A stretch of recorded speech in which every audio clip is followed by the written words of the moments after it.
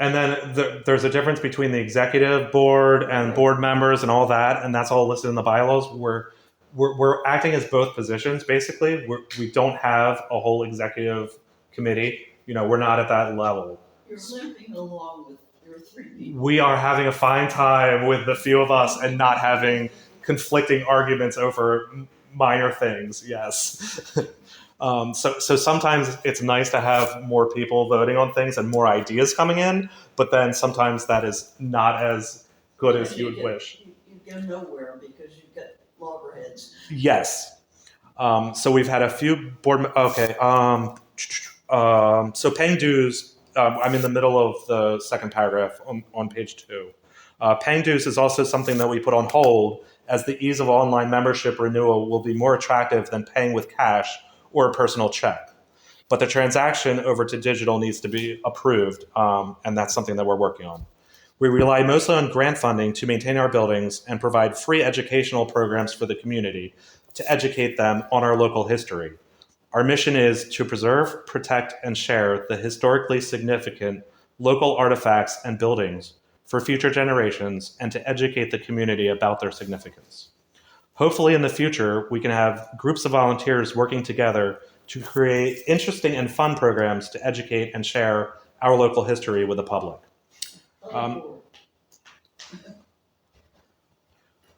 Speaking of our new volunteers, Vidic, hello. He came up to us was it a meeting or you just got in touch with me online? He just sent an email and he said, I'd like to volunteer, how can I help? So, thank you so much. And we'll sign you in, we'll get you situated.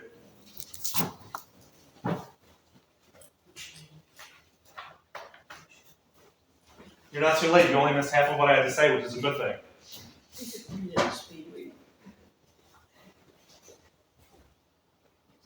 I got a question for you. Sure. When you're talking about changing over to electronic, which is, a positive thing, right, as well, you intend to keep open the check box? Absolutely. Yeah, because, I'm thinking how we run associations, things which are... We always left it open, we converted, I got it converted to things electronic, but also left open. Yeah. We have a post office box that we need. Yeah. So we don't have any mailbox here because it would get broken into, vandalized, trashed. Nobody knows what 54 Fitness Way is, but Google does now, finally. So we do have a post office box in York Lynn. And that was something that the previous group did, and having all of our official mail going there is just easier at this point. So that, same for civics. yeah, they saved, I think, $10 by going to York Lynn instead of Hockessin, which is still a nicer post office, so I like going out to York Lynn. Actually,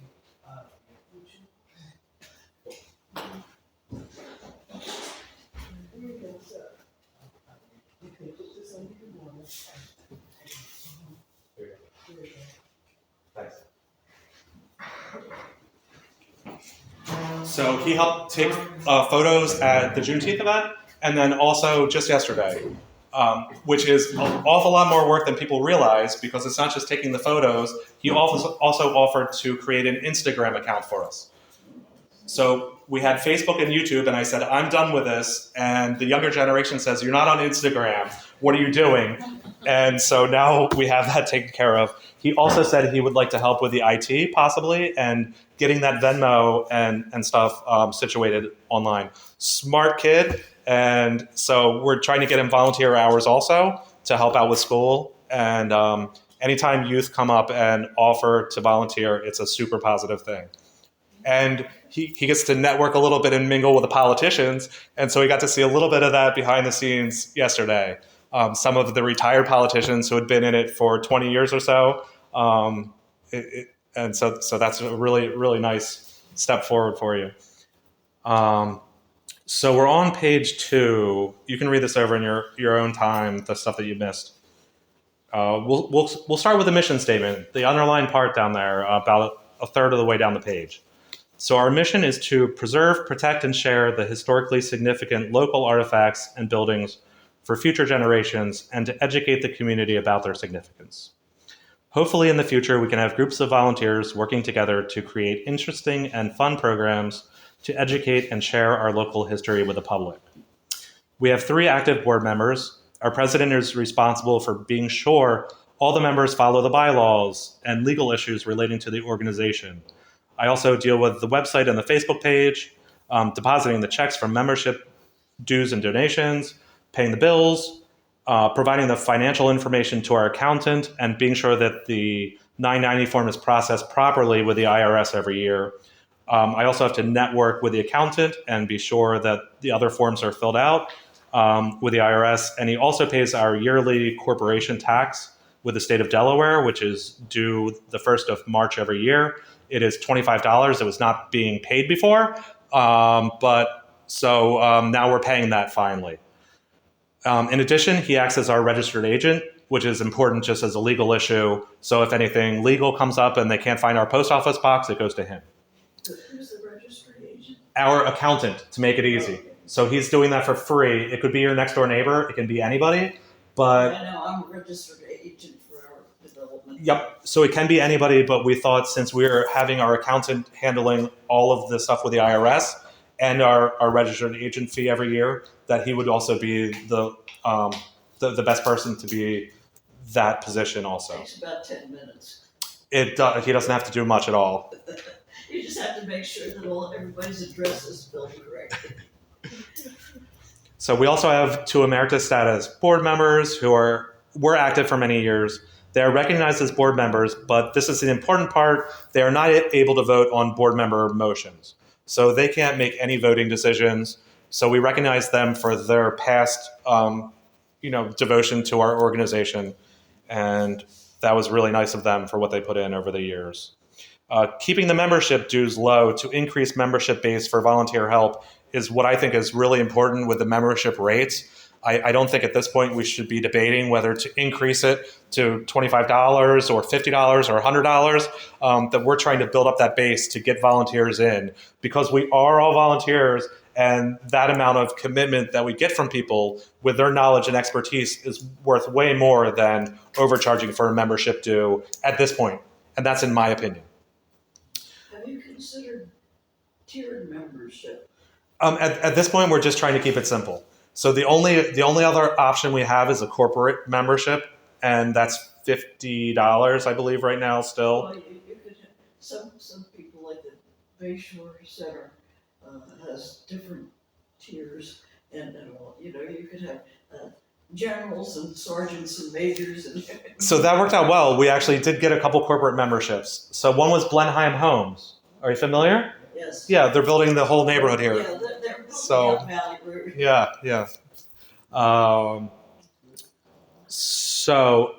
Just a few things I wanted to, as part of my president's report, just a reminder of the order of operations that were put in place relating to emailing members. Sending mass emails and proper subject line matter in emails is important, and it's done through the membership coordinator and not individual members, and it must be approved first by the president for legal reasons. We also have an order of operations for recording member dues and information, depositing the dues, and following the bylaws. That's all stuff that's really, really critically important, because it comes back to me, and I get phone calls from people and they say, "Why is so-and-so talking to me?" And I say, "I don't know what you're talking about, fill me in." And then I have to backtrack and correct the issues. So that happens on occasion. When representing the Hockessin Historical Society, our members need to be aware of the legal aspects, and recording conversations by email is required, and that's so important. Proper professional replies to emails are important, and contacting organization and individuals by email and not by phone when you're representing our society with non-manipulative, straightforward language is very important. This keeps an accurate record to refer to when issues arise. For example, when scheduling events, every group mentioned that they prefer email communications over voice calls, since it often involves multiple people. So it doesn't become he said, she said, what time was that you scheduled it? What day was it? We thought we scheduled it for this certain day. We can look back at the email that's forwarded to both organizations and say, this is what was said. It makes it a lot easier and a lot less of a headache for most things. The bylaws are posted on our website, so that's available for everybody. That's done just so that if you say I wasn't told that, they're up there for anybody to see. Are the articles of incorporation also posted? Yes, that is correct. And then that's the end of my report. Do you have any questions for me? It's fine if you have questions as we go along. We're just going to be talking pretty much about all the changes that are taking place and the history of the organization. So if you ever have any questions, feel free, and we can talk about it anytime, by email, by phone. If it's really official, though, by email works out best. So Darlene, the Vice President's report. Oh, it will not be long. My name is Darlene Armobi, and I'm a retired public school teacher. And I have been doing the programming ever since we started. And I go out to schools, I go to nursing homes, that's usually what I talk to people about the Underground Railroad. My historical focus is the Underground Railroad. And one of the groups that we give a room to, I think I actually got up and started talking to them. They asked me what can I say about, the things that we do here. And I was prepared the following week or the following time that we met. I came in and I brought some of the things from the Underground Railroad and showed them. Many people they're not aware of the Underground Railroad. And when I first started talking about this, which has been, I guess maybe almost 20 years ago, folks started arguing with me. And, they would say, they didn't have people running through Hockessin on the Underground Railroad. Oh, yes, they did. And we've got proof of it. So that's what I do. I go around and talk about such things as that. And I'm certified to teach all subjects, all academic subjects, for mostly the grades 1 through 8. So I spent a lot of time teaching math. They didn't have math teachers, but I was real happy to stop teaching that anyway. So I'm going to turn it back over to, unless you have some questions, I'll turn it back over to Pete. And Darlene's been a member for how many years? How many years were you a member here? Long time. It tells my age. And when becoming a member does not mean to me just coming and sitting out and sitting in a seat and doing those. No. I came to the meetings every single day. We met over at Quinn's Diner. Well, it's Quinn's Cafe for years. For breakfast. For breakfast. For breakfast, yes. And I eat my breakfast at home. But the other guys, the other 3 guys that I worked with, I was the only female. The rest, they were all into trains and different things.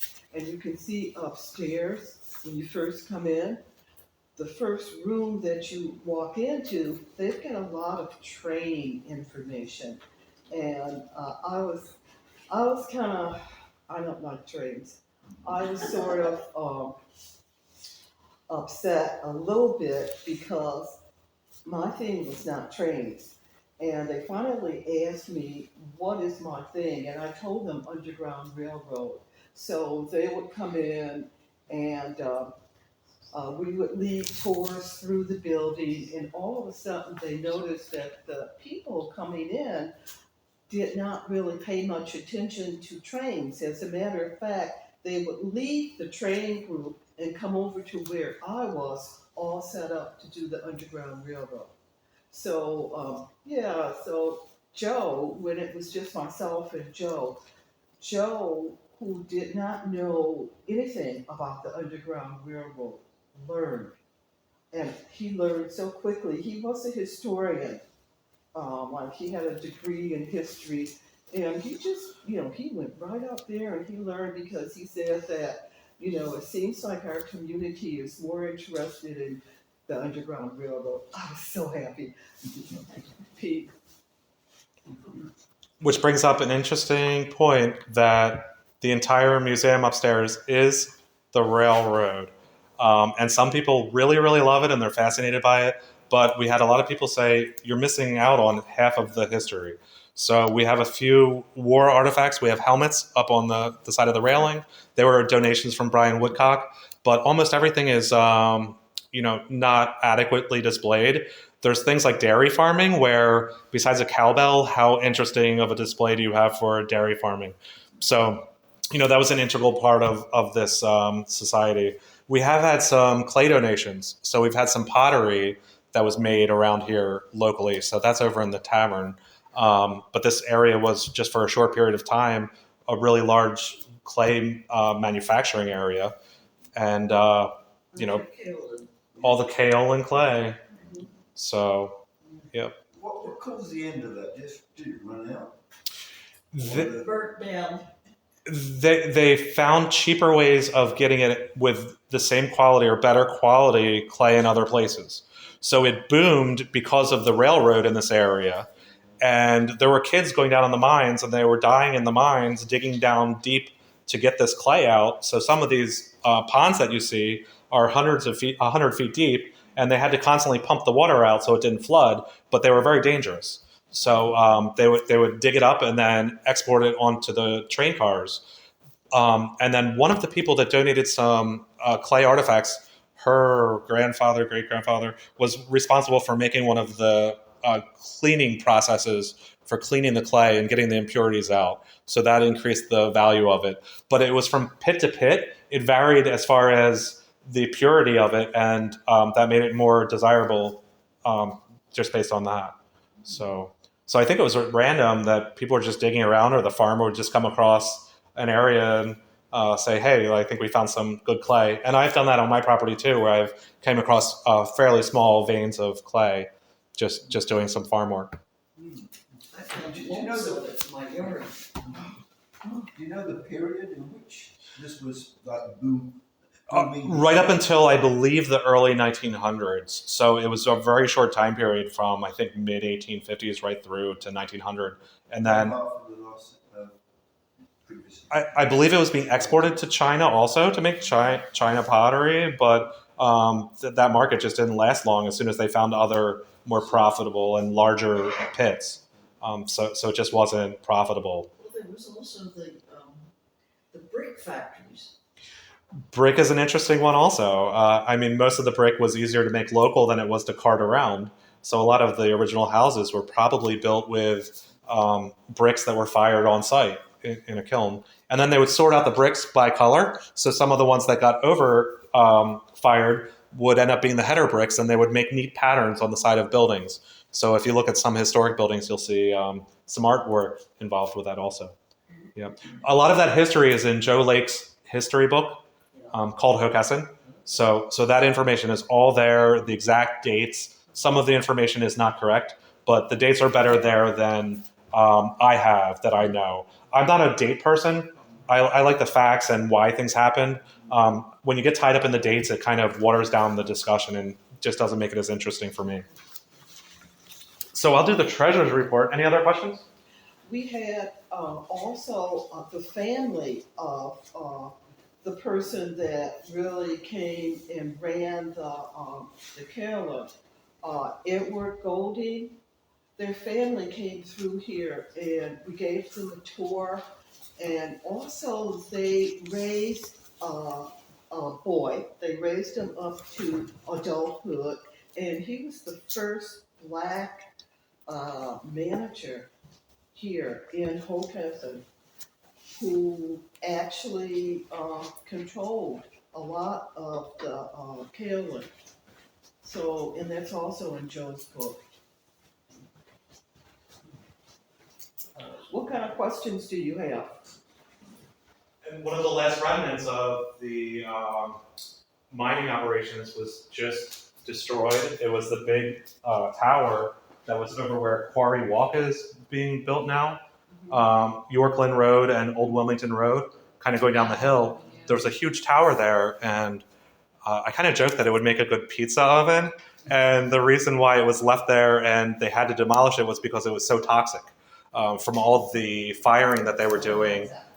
It was high levels of all kinds of toxic chemicals from the firing process. Go ahead. Yep. What about the paper mill? Like, there's like a paper mill near York.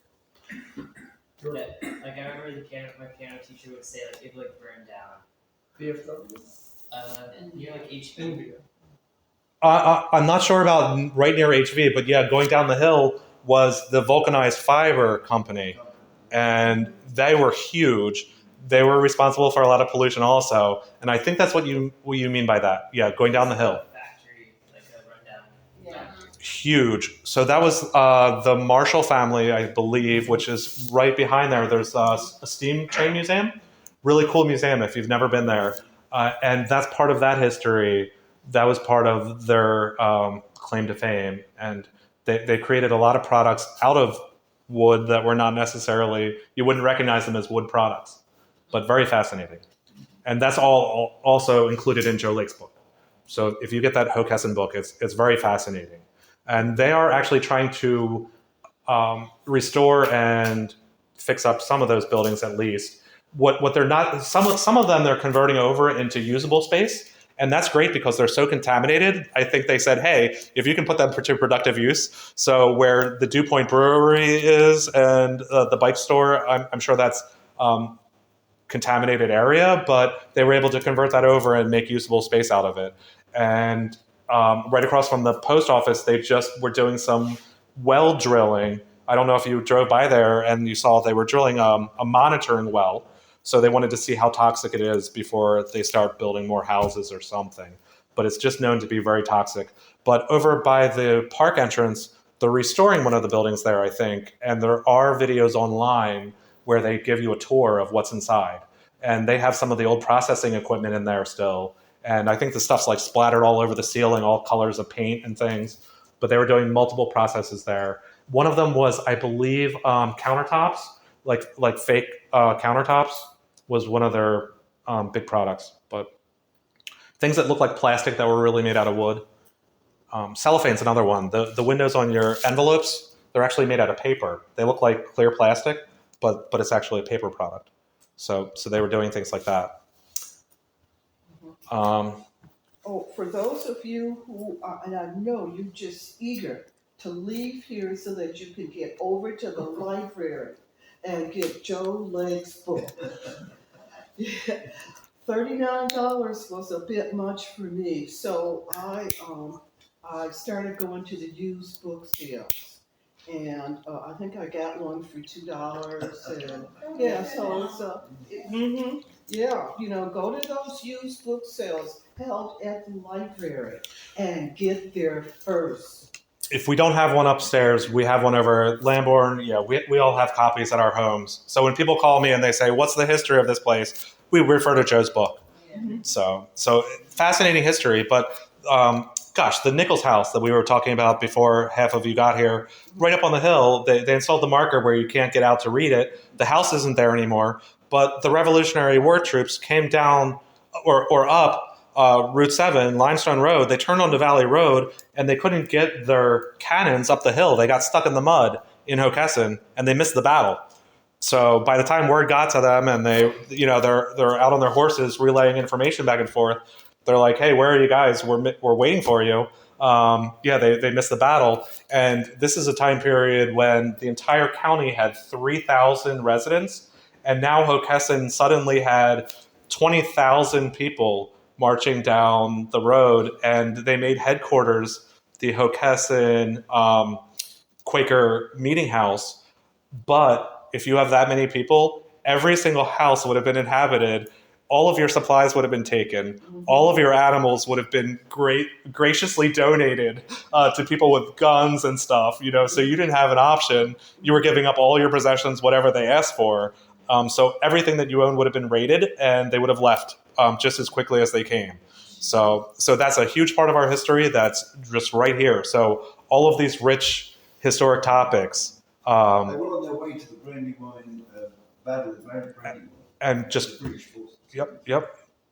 So completely missed that, and just amazing. And then the way you would have relayed information back then, just to find out, it would have been a day or so, that somebody's riding really fast on a horse to get information, and the roadways here were little paths. So you don't. The road wasn't a road; it was a cart path, maybe a winding one-lane path. You couldn't see what was, just a quarter mile down the road. So pretty fascinating stuff. Timber, there's all kinds of things that go on around here. Just timber, the wood that they would have used for cedar shingle shakes was from trees that were 6 foot diameter that were growing around here, 300 feet tall. So they had cedar shakes that were phenomenal quality with no knots in them, and that all got milled and taken away, and would never grow back, as far as we know it. But let's continue. We could talk about history forever. We have numbers to talk about. Our treasurer's report, very straightforward. We have two checking accounts. We have one for Tweed's Tavern, which is this building. It pretty much focuses on our membership dues. This is where we deposit our membership dues. Everything else goes to Lamborn. That's all of our tenants' stuff. So we have the lawn mowed over there. We don't pay for lawn mowing here, so we don't have a lawn mowing fee. So that gets paid out of that account. That's really straightforward. We have 4 electrical bills, 2 for here, 1 for here, 3 for over there. So they're divided up. I think I'm right on that. But we pay. No, I'm wrong on that. 2 here, 2 over there. We have two water bills. So and then they vary depending on usage. So it depends on how much Pat is over here taking care of our plannings. Sometimes it'll go a few months without getting a bill for that, and then every once in a while it's that $20 just regular bill for using water. So I know what month we've had some extra volunteer work done out in the gardens. So this is really straightforward. This is another thing that I created that we just did not have. So people asked for, are you making money off of a certain thing? How much does it cost for mowing the lawn? So now we have a few years here going back to 2021 for each account. And I created a column for each bill. So there's our 2 electric bills on our Tweeds account, and then the other 2 are on the other one. Just very, very straightforward stuff. And this is for you to look over in your free time if you have any questions. The one thing that I found was our treasurer put the grant funding for income for March just on the first page. She put that in the wrong column, so it wasn't adding up at the end of the year in the final column. So that was just a glitch because she was zooming in on the paperwork, and I just caught it after I printed it off. So what this enables us to do is at the end of the year, we give this to our accountant. It lines up. We have the beginning balance, the ending balance, and you can see that it lines up to the penny. And then we send that to our accountant, and we're good to go. So we just have very little. The only thing that's not just a general expense, every once in a while, we have a small fee for supplies. So stamps is one, sometimes paper and office supplies, but we generally pay for that out of pocket. Toner, I also pay for out of pocket for the most part. We just had to pay for water and ice and getting a few signs made up for the event. That's going to be paid for by the Historical Society. That's around $35. So that's not a very big fee. So we're just absorbing that cost. So we're not going to write up a grant request for funding to the county for that amount of money.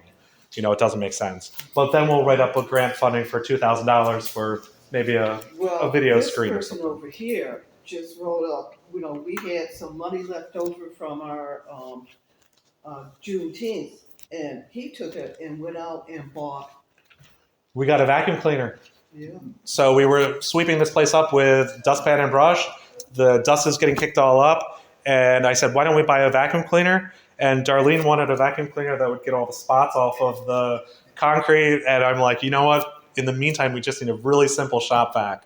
So we had a few extra $100 left over. And what the county recommended, instead of asking for money back, is just to add on a few expenses, buy a few things that add up to about that amount of money, and then just send them the receipts. Because nobody's really looking at $1,500 from the county. They just want receipts and they want it done with. Except So for that was done. Next time, Amy and I are going to get something. Hey, somebody had to fill out the paperwork in a timely manner. Yep. Because we requested the funding, they usually allow 90 days from the time a small grant is given out, and we asked for it a little early. So they start hounding us right after the event saying, when are you filling out your grant follow-up report? So, membership coordinator, Amy, do you have anything for us? No. Okay, perfect. So doing a great job. It's a little bit of work. Instead of us doing it and handling it ourselves, we take the check from the bank, deposit it in the bank account. I photocopy all that information multiple times, one for our treasurer, one for my keepings, and then I send one to the scanner, and then that goes to Amy with instructions on what to do with that. Thank you letter, send an email, just send an email thank you. Some of the really large donations, I say I'm going to write a personal letter back. Some people give us $200 a year, which is really nice. The Hockessin, Friends of the Hockessin Library gave us, I think, $500 donation once. That is money, though, that they generate from the book sales of Joe Lake's book. Joe Lake wanted all of the proceeds of his book to go to the Friends of the Hockessin Library, and they, in return, give us a nice donation every once in a while.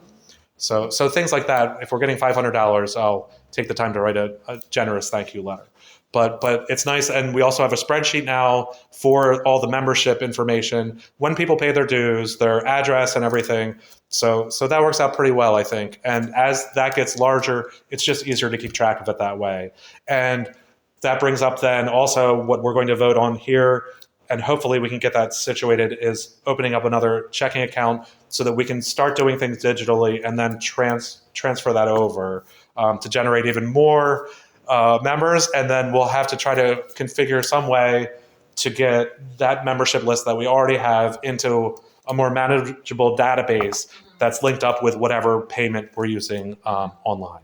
So that's all stuff that I'm not used to doing, but I hear Venmo, I believe, is the most popular and cheapest way to go. I'm not sure on that, but we just have to get approval on opening up the other account, and then we can go from there on researching the best method to use for getting people's membership dues.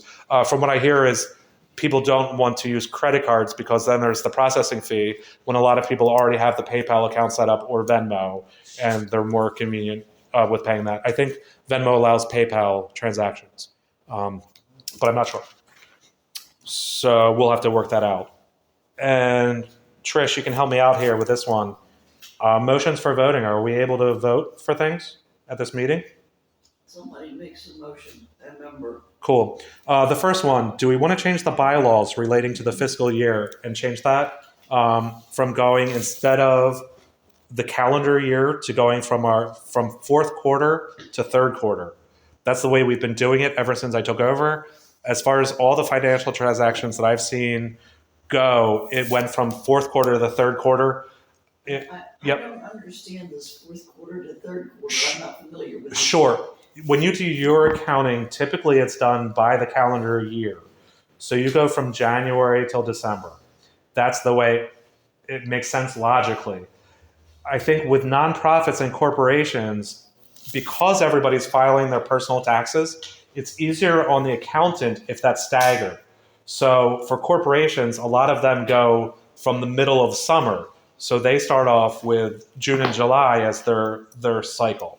So we're starting off with the fourth quarter. So it's really going October to September. And that makes out, so going from month 10 to month 9, that way we can get all of our information to the accountant before people start sending in their personal things. Correct. So the bylaws just do not reflect that. And I think for our accountant to switch over everything with the IRS, he's going to say, that's a nightmare. Don't do that. Just continue as is. So I just wanted the bylaws to change, to reflect that we're doing it that way, just so it doesn't become an issue. And I don't see anybody complaining about it being an issue, but that way I mean, it's the way we're doing it. to approve as presented. And I don't see why anybody would get nitpicky about it and complain. Anybody have any? So your fiscal year is going to run from October the 1st to September the 29th? 30th. to the end of September. So that's what's listed on these sheets. 30th, whatever it is. Sure. So that's listed right here. So we're going from October. It's hard to see. It's really, really tiny. But It's we're okay going- if I take off my Yeah, glasses. so we're going from month 10 here to month 9 over here. Okay. So we're splitting it up into quarters. So the first 3 months start at month 10. So you have month 10 to 12. So that's our first quarter. That's what we're considering our first quarter. Great. So we're almost done our fiscal year. at So, this so point. our financial year runs from the last day, from the first day of October to the last day of September. Correct. Okay, I will make a motion that we put it into stone that our financial year runs from October the 1st to the last day of September. Seconded by?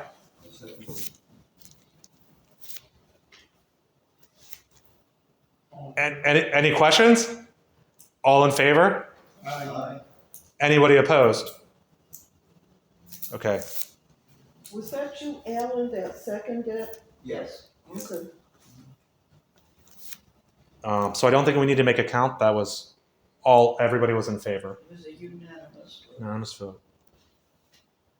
Not even any abstentions, so you're good. Hey, nice having a small group. Makes it easier. Yes. And then going forward, that will be something that doesn't get brought up with a large group where people are whining and complaining that we're not following the bylaws. Just one thing less to have an argument over.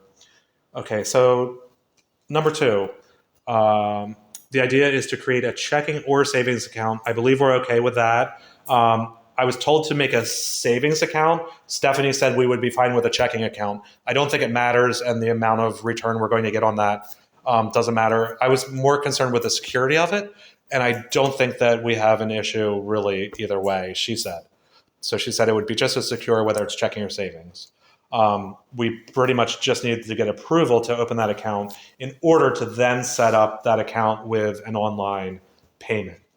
So that part doesn't have to be voted on. We don't have to vote on how we're doing the payment, although it does with by QR code and Venmo. So maybe we should stick with what's in here. The savings account restrict how much you can transfer in and out. Sometimes they have restrictions where a checking account would not. That doesn't make any difference. Okay. Well, It's- sometimes they do at banks. I mean, as the gentleman suggested, right? I mean, sometimes with savings accounts, they're very. Well, it depends on the things like transaction or lack of transaction fees. So set it up for whatever has the fewest number of fees. And we often get our fees And- reduced. And the basic, and the lowest minimum balance, Okay. yes. Because you're not intending to hold the money here. It's just to collect it and transfer it into one of the other. Correct. I believe that's the idea. The main idea was to not have our membership dues and that information online being accessed with our accounts that have the money, just to keep it You separate. don't want Benefit of our treasurer also being a branch manager at a bank. She is the WISFIS branch manager. So whenever we have issues that come up, they get corrected without fees. We get our checks for free and things like that. So she's very helpful. You don't even need checks for this account. You just transfer money into the other. Correct. But for our other accounts, we get free checks. So what happens for the money you do receive by checks? Will it go into this account or go into? I think we should have it going into the new account that's for members only, I believe. It doesn't matter. You can put it in either account, but if you're keeping track of your members. We'll put it in that one it's just all in the one just to account. make it easiest. And it won't be that many people, because I think a lot of people will be It's doing. how you've written this motion is only about setting up for electronic. So I'm Correct. saying, where will if it's exclusive for the electronic, is that what you're intending? So the main thing is just to have the account set up, to get the approval on setting up an account for membership dues.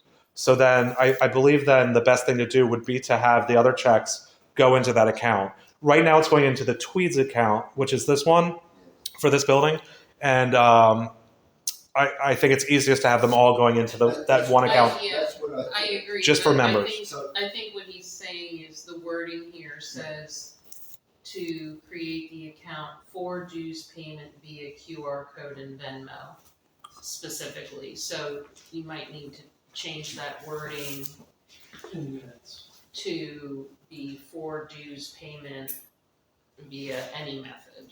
Well, You know what I mean? or it would say including. Or Include- include, yeah. Dues Okay. payment,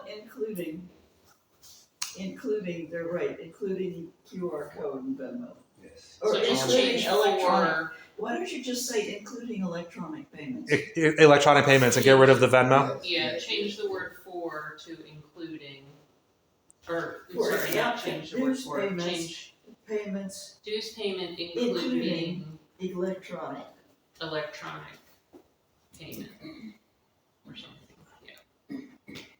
yeah. And the QR code part really doesn't make any difference for the motion. That's just a method of getting people to the. You don't have to Online do it. payment. You Don't don't have limit to yourself, define- that can As change. long as you say electronic. So You take know, that. The only thing I would suggest is that if the account has a minimum balance, that you not make the minimum balance dependent on the dues payments, that you put a stable amount of money from your reserve in there to hold the minimum balance. That way you can transfer all of the money at the end of the year out and start over again for the new year with new dues The payments. membership money, yeah. That doesn't really need to be in the motion, I don't think. No. That was just procedure. Sure. But And I'm I'm sure your saying, accountant if you wanna empty out all 1 year's dues, you need to have money from your reserve put in there, holding the account for the minimum amount. And then you can start from a zero dues balance every year. See, if your $500 balance comes out of the dues, you have to leave $500 worth of last year's dues in there. But as you said, you've got all your accounts in the same bank. It doesn't matter if you put $500 worth of your reserve in there, hold the dues balance, Gotcha. the dues account. They're all definitely going to be through the same bag. Yeah. But I don't know, do you understand what I'm think- telling you? That then you don't have to commingle your years and dues. No, I was just gonna say, it's a great point. I think though, the motion is just to open the account. Right. How you administratively could do the research on what is the best Gotcha. account. Gotcha. Can be brought back to a future meeting, so if there is a minimum balance, we can. They always have a minimum. Oh, I'm just, I know there's some where depending on how we can set it. Well, up. I just opened one, I got to be in charge of my high school class reunion, and I just had to open one to clear the checks, so, you know, I fronted the $500. Some allow. But I think if you- administratively, you could come back and tell us how you set it. Cool. Gotcha. Without, So- without being part of the Okay. motion. I make the motion to create a checking or savings account for the dues payments, including electronic payments. Anybody second that? Second. Any questions before we vote? All in favor? Right. Anybody opposed? Passes. No one opposed. Thank you.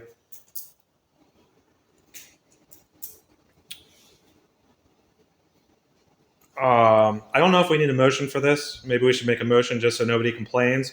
I wanted to set the dates for the next meetings so that nobody complains. But I don't know if there's much to discuss there. The reason for these dates are that they follow the GATA and Business Association meetings. So those meetings are the third Monday and Tuesday of every month. So it just makes sense that we were actually formed with those other two groups to just have ours be the Wednesday.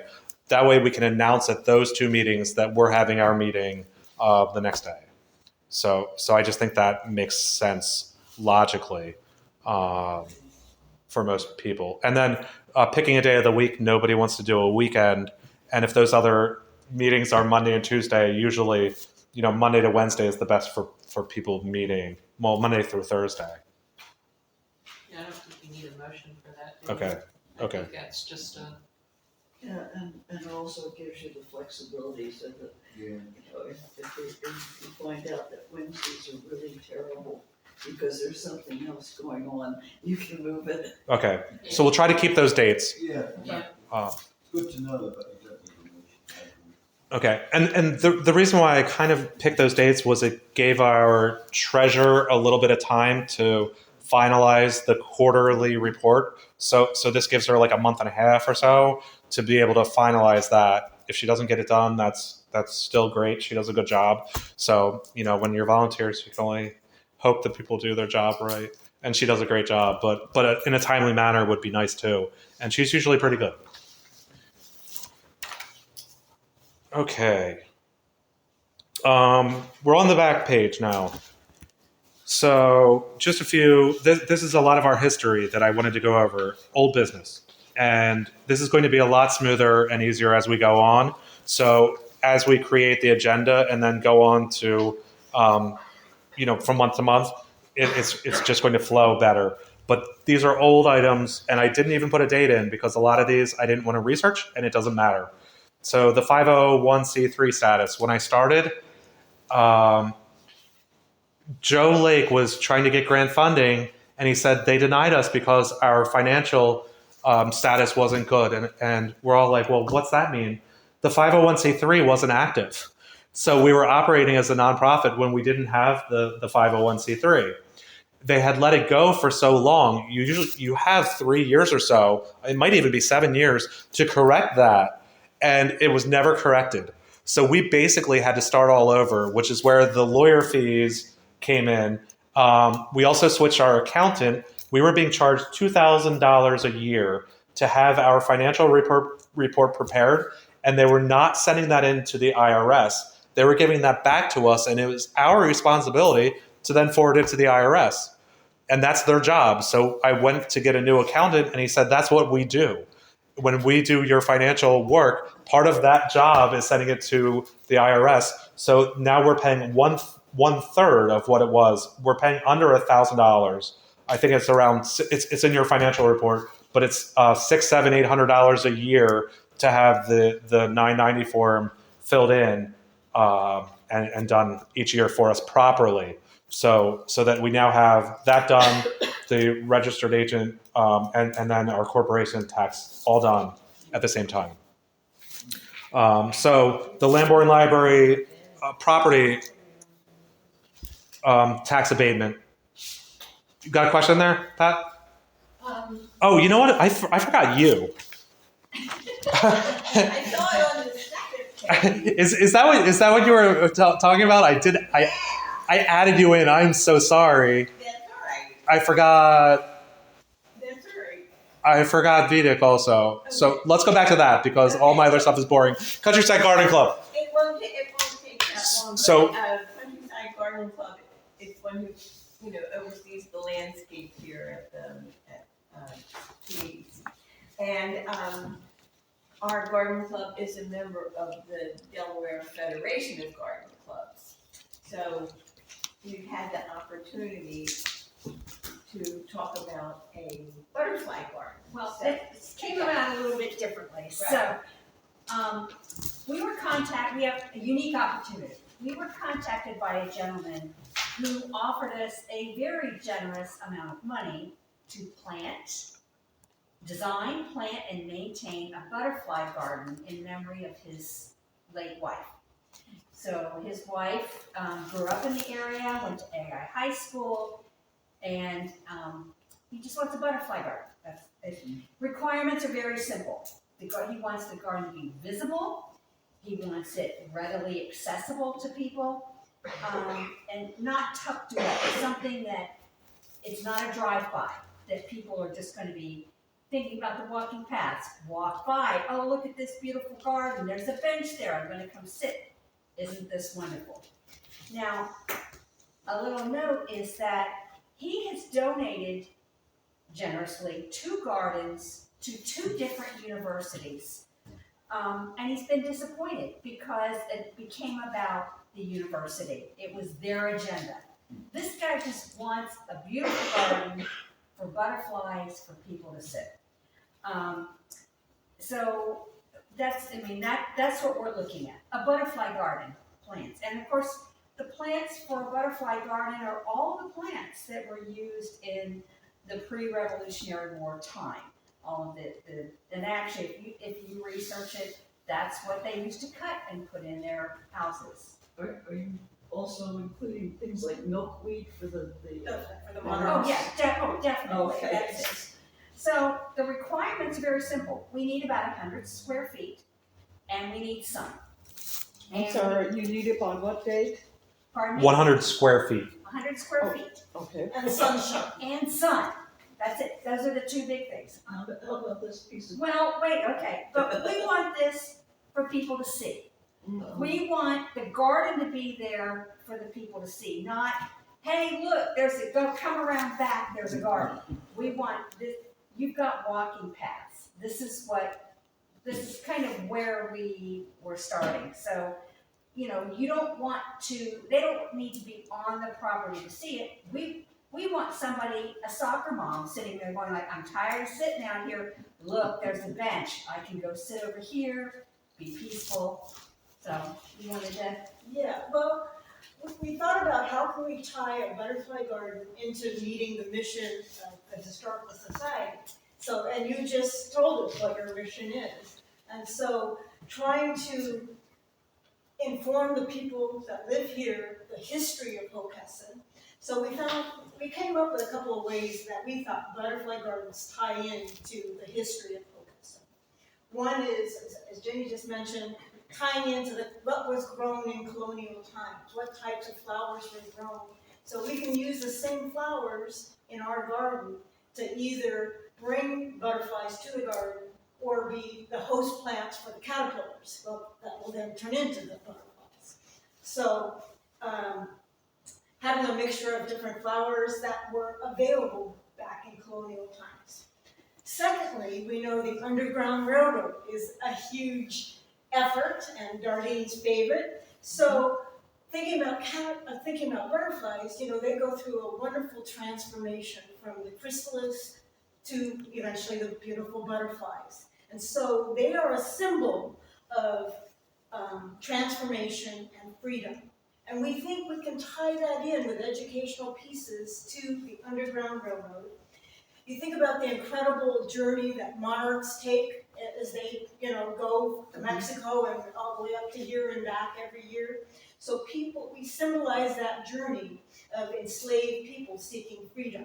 So we see the butterfly as a symbol of hope and liberation, and that this butterfly garden can bridge the past with present day. So we kind of walked around and it looks like, there's a place off to the side as we were coming around. You've got a walking path this way, the walking path this way, right? There's nothing there. And it's lots of sun. I mean, granted, we have to figure out get the water, but we've done that before.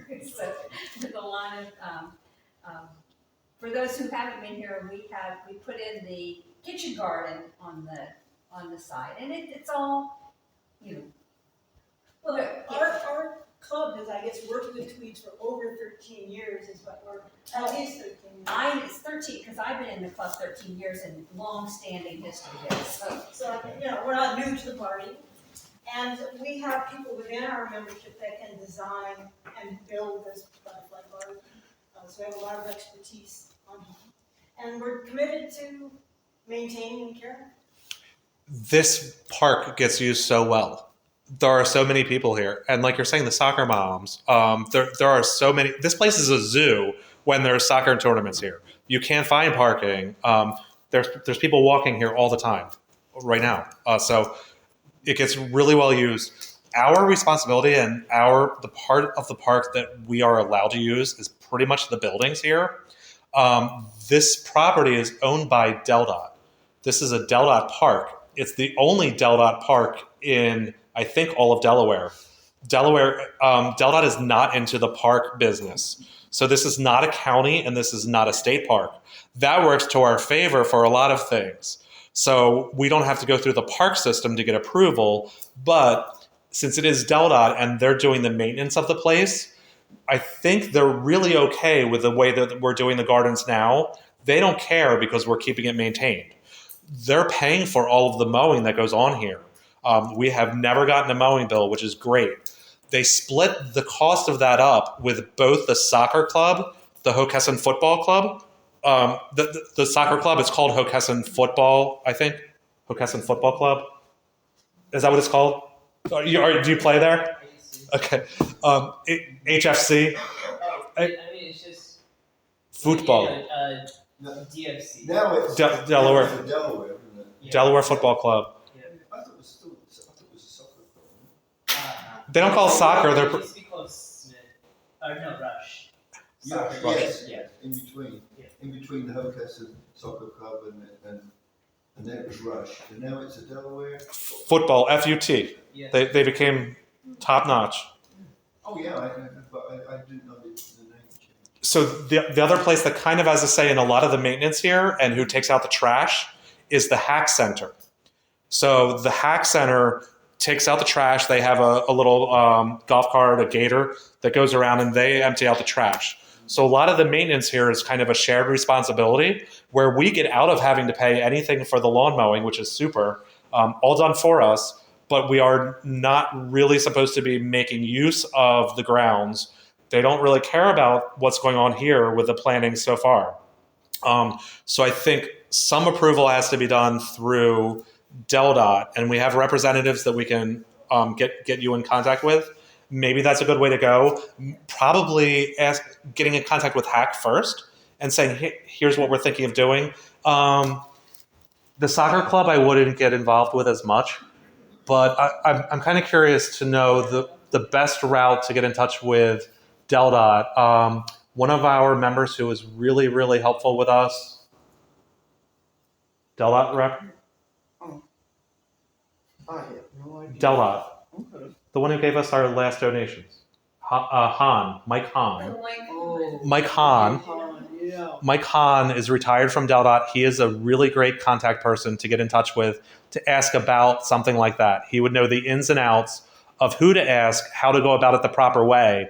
What I don't want to have happen is for us to say yes to something, have you all digging up out there, and then the Del Dot rep is going to come and he's going to say, hang on, my supervisor needs to come. Then they'll send their 10 trucks up, with the flashing lights on and everything, and it'll be a huge, huge awkward decision at that point. So I think if you get the permission ahead of time and present it as, this is really good for the community, educational experience, maybe Hack has something that they can network into that. The kids at camp come up and play laser tag on our front porch in the summertime. So they might have a little bit of a use for an educational program with the school kids also, their summer program.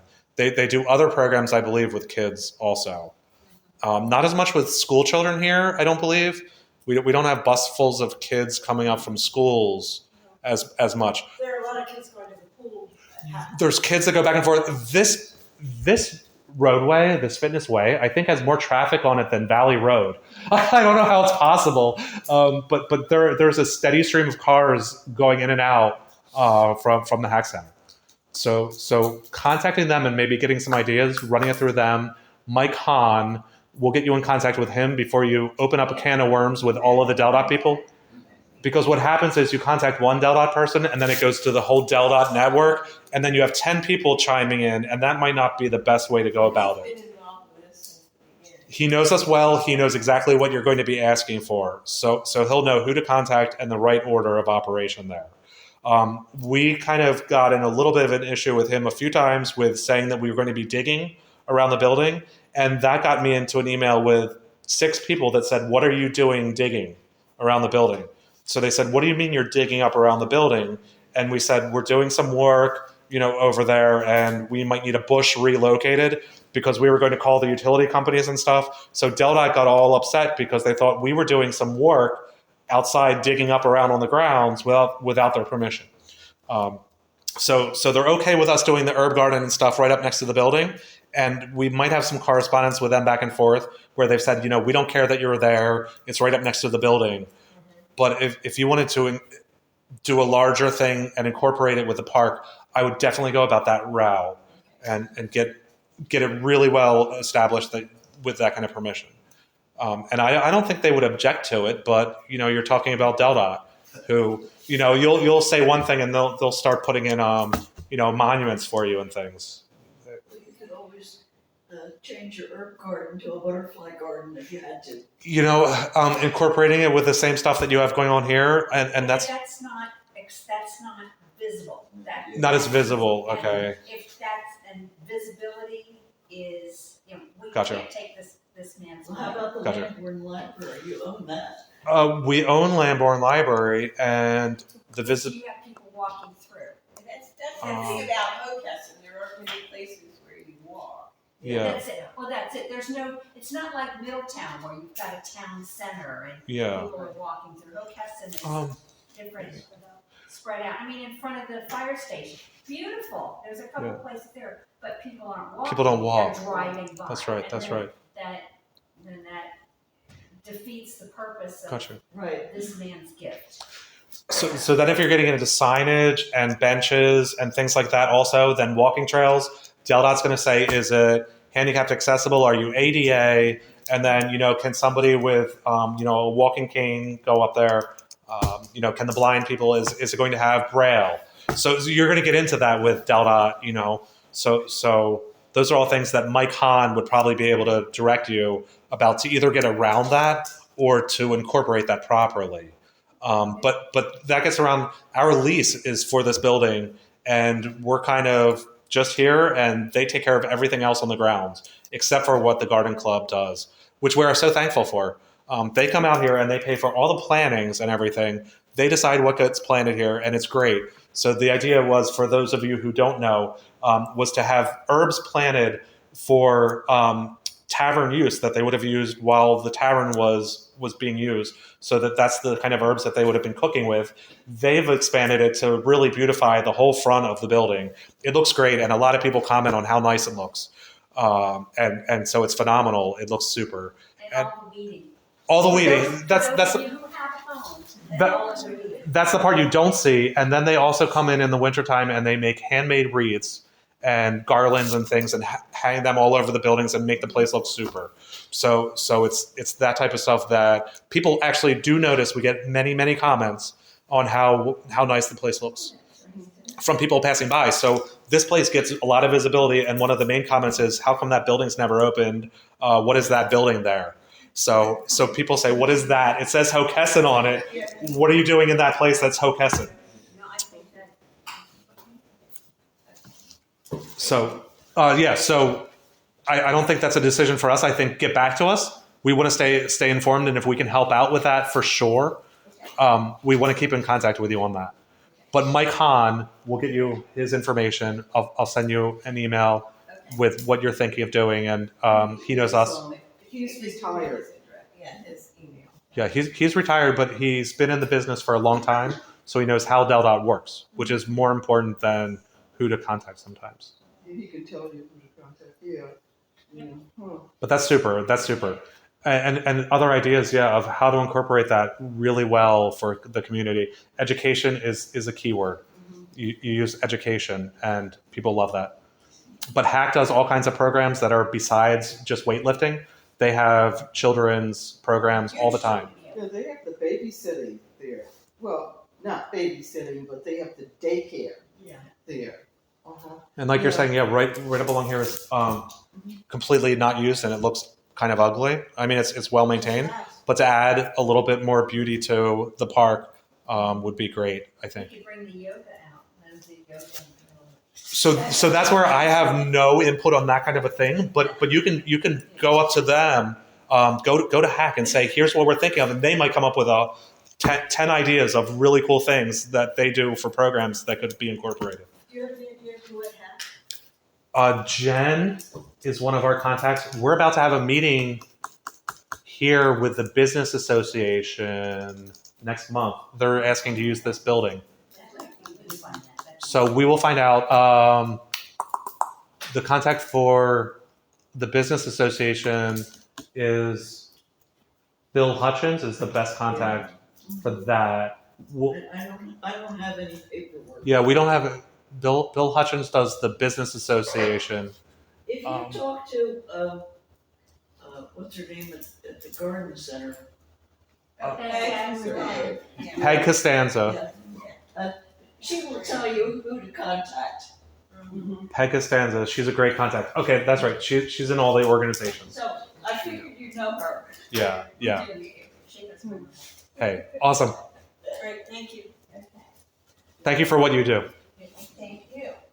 We appreciate it. Is it okay if we disappear? Oh, sure. Take a water to go. There's a bathroom right here too. If you want to use the restroom, please. Yeah, you gotta turn. I gotta go to acting. Thank you. Thanks for coming. Thank you.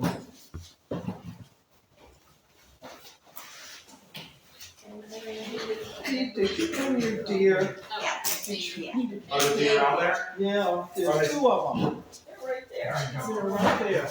I was wondering how the important people, And they kept on looking at you. I said, who brought his deer? the deer eat everything in my. If you wanna go out the front door and avoid the Thank you. deer, Thank you. I guess not. Well, they do deer. Mhm.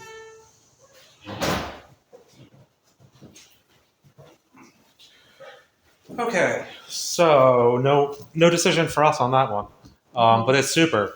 That group does so much volunteer work for us. Keep the deer from eating their butterfly garden. That's for them to think about. I mean, I have had to pull out most of the flowers that I planted because the deer eat them, and my philosophy is if I can't enjoy them, the deer aren't going to enjoy them either.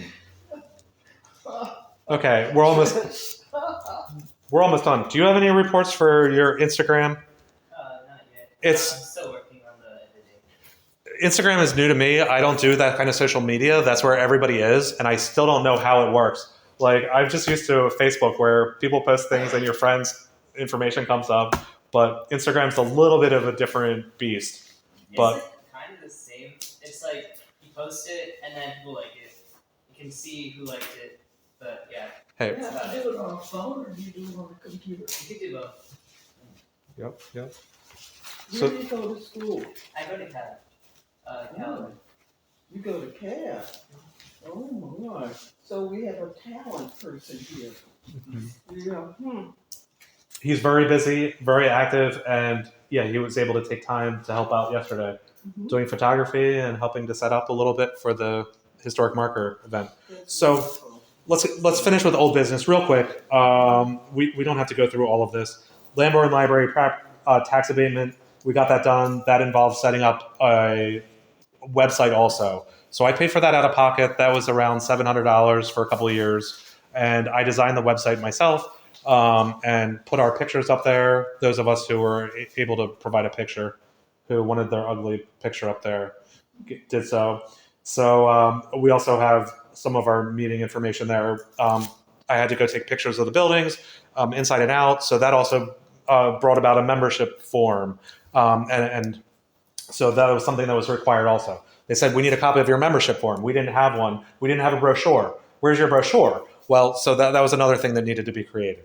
So we combined the brochure in with the membership form now. So that's kind of a trifold paper. It looks nice. It's great, and it does its thing. And before they were getting a massive amount of brochures done, and then you would change the information, so then you'd be left with like 20,000, old brochures. So we just make them as needed. Then the multiple historic markers that we have in the area, that's something huge that we do. That's behind the scenes work that people don't realize all the paperwork that goes into just getting that marker installed. That's a whole lot of work. National Park Service Network to Freedom is even more work for less of a public display. So that puts you on a map. And what we have now is two sites. One of them is the chiropractor's office on Route 41 as you're going up to the PA line. It's the white building, and I forget, Corrective Chiropractic. And then there's a building on Old Wilmington Road. Stratford. Stradworth House is Yeah. the chiropractor, I believe. Yes. And then It my was house the on chiropractor. Old Wilmington Road. So both of those are now listed on the Network to Freedom site. And then we're expanding out, and we have 3 other ones that my mom does the paperwork for those. She loves it. So we have at least 2 or 3 other ones local that we'll get. One of them's up in PA, and it's borderline on another historic organization's site. So I told my mom to do it anyway. So I said, I don't care if they get mad that we're intruding. We'll get it for Hockessin. We'll get the credit for it. So the website, Facebook page, the grants. So that's something that we constantly do. We have to fill out grant paperwork. It's so boring. It's tedious, but we get help and we get the support from our local elected officials. That's what's important. We have one right now that we just got. What is it? It's on our financial page, $35,000, I believe, $34,000 in December. So that's all earmarked and going towards Tweed's repair. Just one wall. So it needs to get redone. The masonry work needs to be redone, and then it needs whitewash. Yeah. So an insect treatment boric hair to kill off the bugs that are living in there. So they spray that on first. That absorbs into the wood, and then they do their work. They put up scaffolding, and they make a huge deal out of it. And $35,000 of work doesn't go very far these days. So and then it's considered historic repairs, so that makes it go even less. Makes that money get spent up real quick. Even though it's old technique and it's very easy to do, they charge an arm and a leg for historic repairs. And then we'll start showing that building. Right now, it's hard to show because it looks like a mess on the inside. It keeps falling apart. And then, so the Beulah Historic Marker, just done. The annual Juneteenth program, we've been doing that for 5 years. We need a program coordinator so that we can get more programs going. There's historic places that do a program every week. We don't need to be that active, but if we get a program coordinator in, we have the buildings to use. There's things like tavern games. We have a new volunteer who wants to do all kinds of programs, like tavern games. He said you can incorporate drinking or not. So we have the option of actually serving alcohol here because it's a Dell property. So we've had events where we've had kegs in the side yard. Joe did that just to test them. When we had our ceremony here initially, he got 2 kegs of beer and had them right out on the lawn. So we can't serve alcohol, but we can have it available for consumption. We try to limit that. We try not to have it, but we are allowed. So unfinished business are the Tweeds repairs for the grant work. That should be done at the end of this summer, getting close to fall. We have to submit the paperwork for that so that we can keep getting grants, but they're looking for that paperwork to be submitted eventually. New business, maybe talking about. Sorry. Yep, go ahead. Yep. You mean that they're going to, like September, they'll be working on it? We don't have an actual. We keep calling them, and When it gets cooler outside, that's when they come around, because this is not the first time they've been. It's Wesley, Sessa, 18th century restoration. Hockessin. When it gets cooler, they'll be here. And he has other people that he has working for him, so they might be tied up on a job. He doesn't tell us. But it was supposed to happen before summer, before June, and it never did. So now I don't know if that's what's postponing it is the weather. He uses an excuse for everything. So I mean, he can say the weather or the heat. And we need some volunteers too. I have to do the inside of. They just do the outside, $34,000, and they're just doing the outside. So Yeah, so you want to come and work with Darlene? I'd love to have you. What are you doing, darling? That's a good question. he's supposed to teach us how to mix up the mortar that they're putting on the outside of the building, which was thought of as that could be another member event where we could open that up to the public and teach the public how the old mortar was mixed.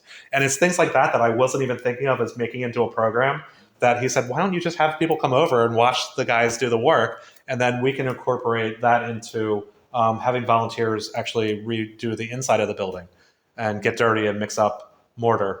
So that's just an idea that was tossed around. But it's falling off on the inside as much as it is the outside. What you have is logs that expand and contract with the weather, and cement expands and contracts at different rates. So it gets busted off of the wood over time. And if you're not coating it properly, it just deteriorates even quicker. But So it's a bring your own trowel and water bottle. that is going to be an interesting event. We'll keep you updated. Well, I have one. So new rules, new business rules for allowing non-members to attend meetings. I really think that anybody who is interested should be allowed. This is just something to think about, but they can't vote. If you're not willing to give $15 and you want to come here just to put in your say, that's not happening. But if somebody wants to come because they're a potential member, I don't see why not.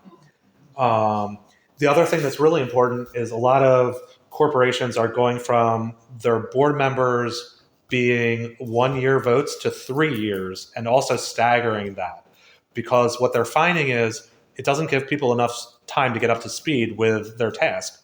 And if they're all changed over at the same time period, then you're left with nobody training and instructing the new people. So if we have quarterly meetings, 1 year time period is definitely not enough to get up to speed on what's happening. And why you would want to limit it to less than 3 years. I mean, if you really hated people, but if people are willing to put in 3 years of time to the organization, then why not? So that's something to think about and maybe look into on your own. So next grants, we're always looking for grants. Member events, we want a member coordinator position. We really need somebody to fill that position to step up and say, yeah, I can coordinate programs. Gage, who works over at Harvest Market, he's really interested in programs. So he might be a person who's willing to do that, but it's also something that multiple people can do. So if there's more than one person that wants to step up and kind of work as a team, that's what's most important, that we have people working as a team. So if I can have a group of people that's just setting up programs, that's super. You have these buildings to use. For that. Yep. Since Delta owns the property, Sure. do your programs necessarily have permission to be outside, or do you have to keep them inside? So that's one of the rules on the rule book, is that we have access to the facilities in a way. There's also hours posted on the park that say the park closes at sunset. That's exempt for us, pretty much. We're allowed to be here to use the building. So there's a little bit of leeway there, and that's where being a county park or a state park would be a little bit of an issue.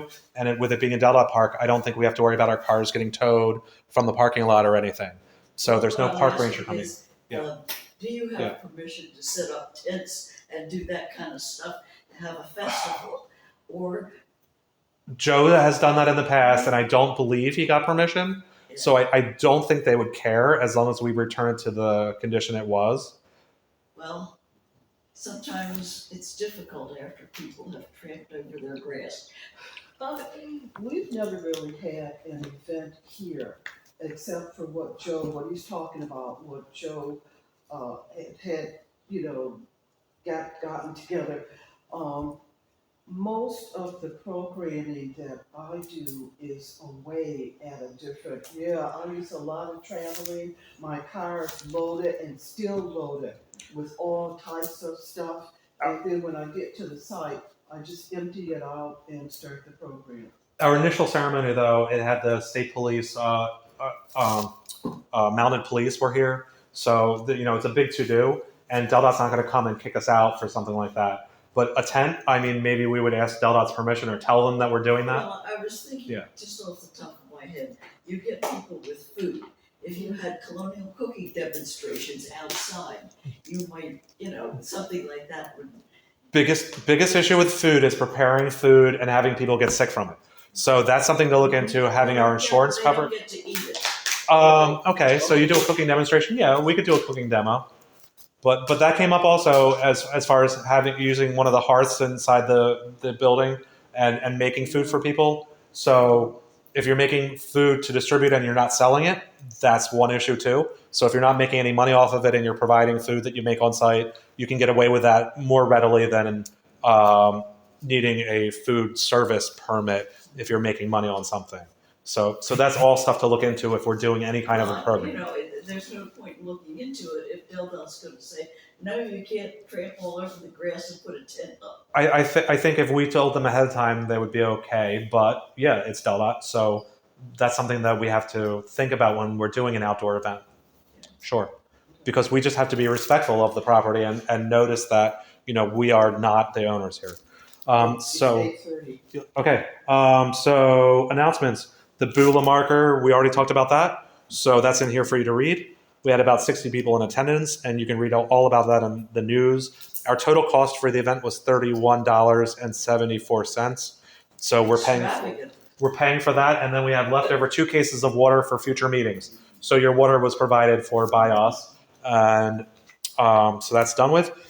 We have a new shop vac, and we have dust bags. So we have special dust bags included, so that it keeps down the dust in the museum while we're cleaning. And I got a really long hose for it too, so that we can go an extended distance with that. And it's a smaller shop vac, so it doesn't have as big of a tank, but it's pretty powerful. And it was recommended on Amazon, which doesn't mean anything. So the company sounds like it's a good company, legit company. And then check out our social media for our events. And thank you so much, and especially to our new volunteer for what you do. It's super, and it'll go a long way. And it's a great educational experience for you to be coming to meetings like this and seeing how meetings work too.